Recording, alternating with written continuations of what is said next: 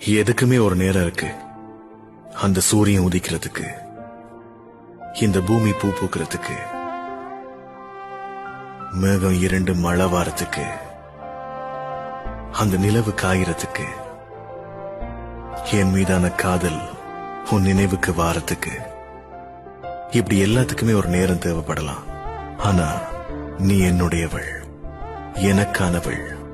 நீ மட்டும் எனக்கு போதுன்றத நான் உனக்கு நினைவுபடுத்த எனக்கு ஒரு நேரம் தேவையே இல்லை. ஏன்னா ஒவ்வொரு கணப்பொழுதும் என் காதலை உனக்கு உணர வைக்கும். இரவும் அல்லாத பகலும் அல்லாத பொழுதுகளோடு கழியுமா? தொடவும் கூடாத படவும் கூடாத இடைவெளி எப்போது குறையுமா? உன்னை